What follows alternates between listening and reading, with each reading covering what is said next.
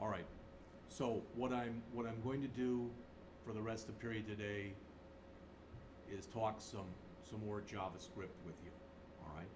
And then Friday we'll take the test. Maybe we'll do it this way. We'll talk some JavaScript today and tomorrow.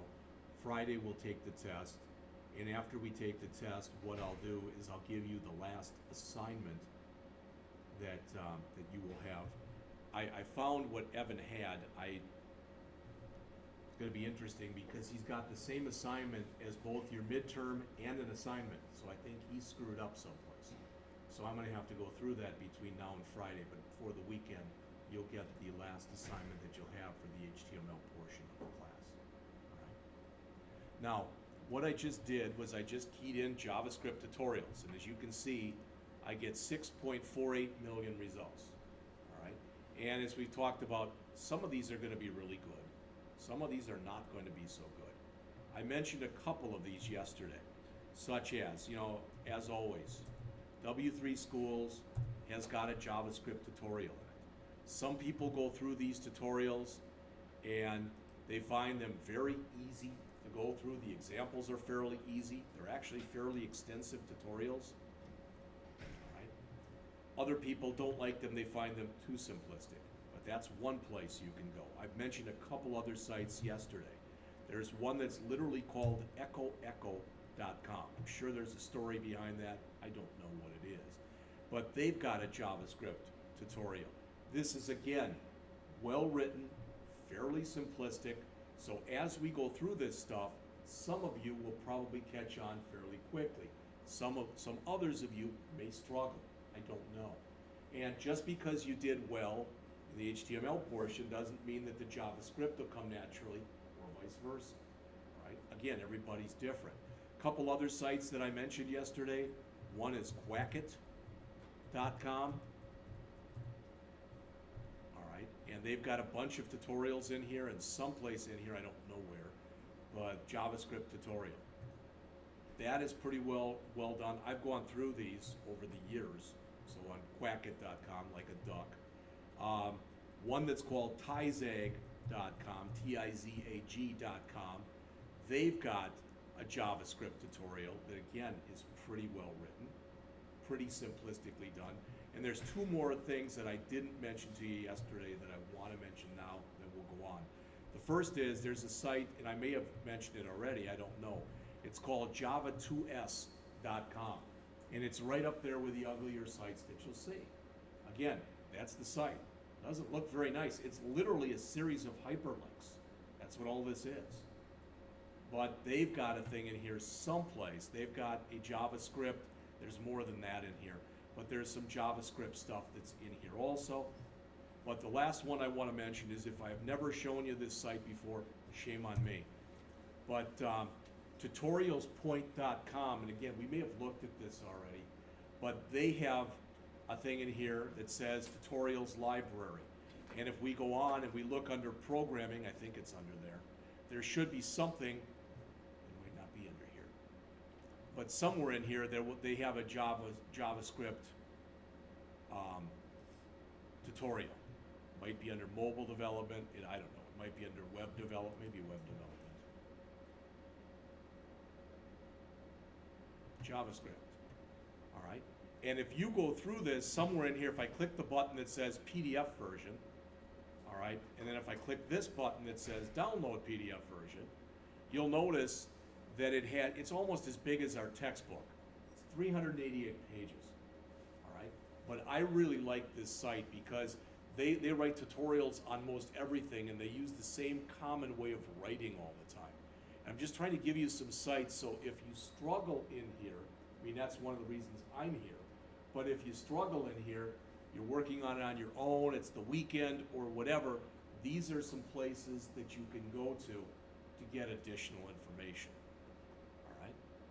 And again, I don't want to sound too whatever here, but what you're doing, JavaScript is a programming language. And I don't know in high school if any of you had to take or wanted to and took a foreign language, but learning a programming language in many ways is like learning a new language. That's what you're learning. So if everything doesn't click right at day one and you're like, oh, this totally makes sense, I wouldn't let that throw you at all. All right? If we're halfway into the class and you have no idea how to do anything, that would be problematic. All right? So what we did yesterday, and I'm going to spend, like I said, about 10 minutes and then we'll take a break. This is what we went over yesterday. I'm going to go over both of these examples. Okay, so this is, you have all this code. This is what I sent to you yesterday. So we're going to go over this, and then when we get done, we'll go on from here. All right? So what I had people do was copy this information, which I've given you all that in a different email, okay?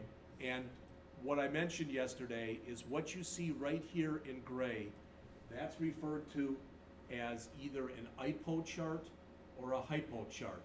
IPO for input processing output, or hypo for hierarchical input processing output. What it does is it shows you all the things you're inputting into your program, all the things you're outputting into your program, and how you're going to go from your inputs to your outputs. All right? And it's very English-like. The idea is with a lot of these tools, there are a lot of books that first teach these because it can sometimes play with people's psyches to go right into code. All right, so some people like to do this first. All right, and I'll tell you this, again, you may laugh, I don't think it's funny. I guess the student thought I was being a smart aleck, but years ago I had a young guy who was in class and they got their first program, and I told them, you know, when you first start, at least do something like this. Do an IPO chart or do this, which is pseudocode, write something. Show me you've got some kind of understanding of what the program's supposed to be doing. So it was about a half an hour, and a person in the back of the room raised their hand. I walked over there, and their screen was just all white, and they said, you know what, I don't know where to start. And I said, I think you're right. And they turned around and I walked away. And I think they were a little put off. I didn't do it to be funny or crass or anything else, but if you get started on a program and you don't know how to start, you can at least start by either creating an IPO chart or creating pseudocode. Pseudocode, again, is kind of a cross between English, just regular English, and programming. The idea behind pseudocode, and I didn't mention this to you yesterday, I should be able to take pseudocode and put it into any programming language that I know. This is not pseudocode for JavaScript. You just write pseudocode, all right? And that's all this is. So I declare the variables, I calculate the gross pay, and I display all the input variables and the gross pay. That's the whole program. So this is what we did first yesterday, all right? And if you remember, and you all do, I'm sure, that when we first started to look at CSS, we put the CSS in our head section, correct? We put it in our head section, we put it in style tags. Then we moved it out of there, so we moved it out of the head section and put it in its own external file. Well, if you look on the screen right here, you don't have to do this, but this is what I'm going to do. I'm going to grab all the code that's in there, in between those script tags, everything. Control X, so it's all gone now. All I have in is my script tag. I'm going to paste it in to a new file, all right? And I'm going to save this, and we'll call this payroll, I'll just call it 00.js, all right? So this is a file that has just JavaScript in it. We didn't do this yesterday. That's because it's got the double quote, not a single quote. There we go. You notice again how the colors change when I do that, all right? Now I'm going to go back into my original program, and it won't do anything. Well, I guess I did that one. But I removed the script tag, and now I've got to say source equals, and I've got to give it the name of the file. So I'm going to actually change it in just a minute to payroll01.js.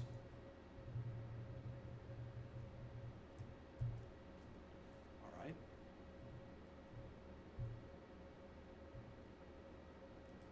Back to this one, do a file, save as, and resave it as payroll01.js.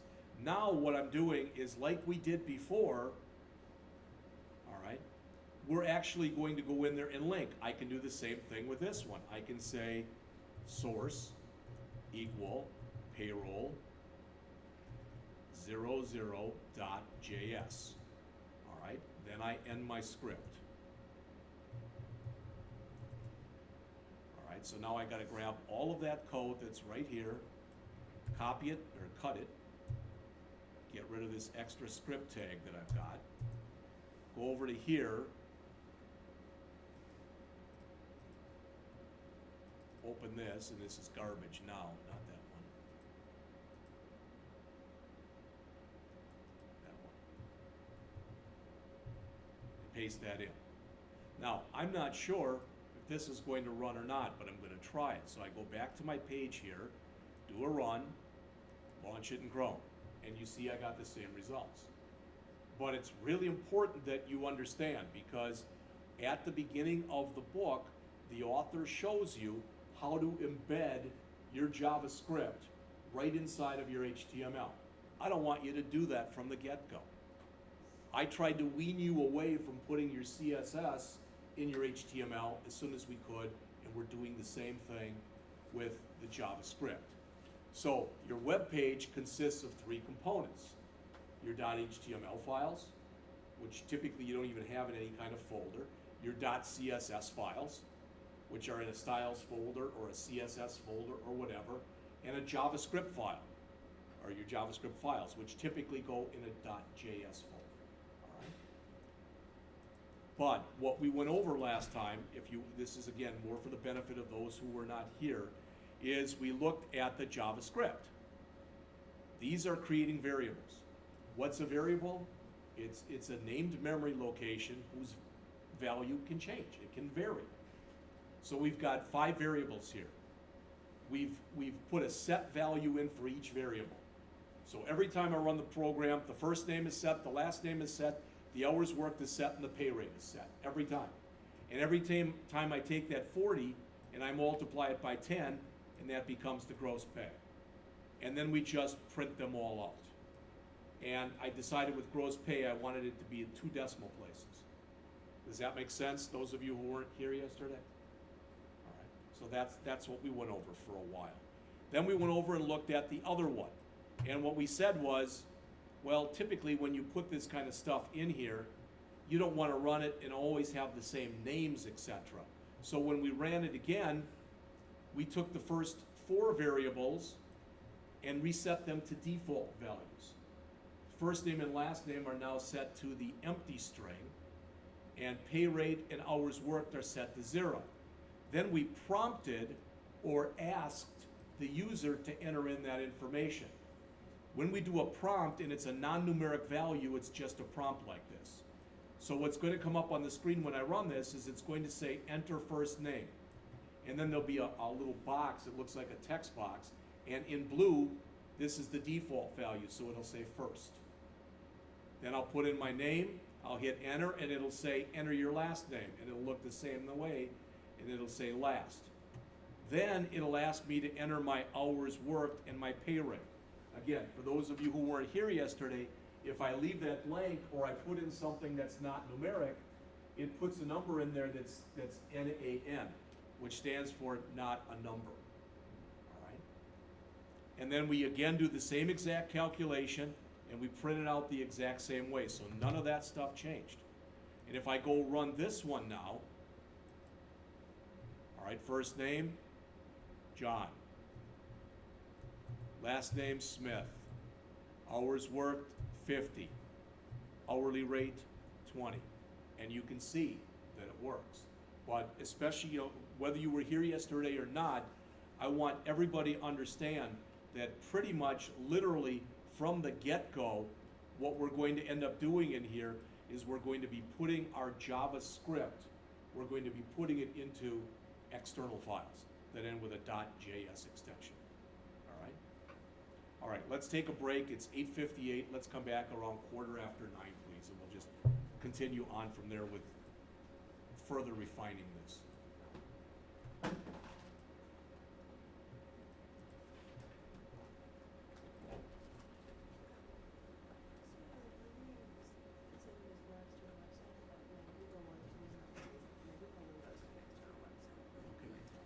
when you put it back, just write that on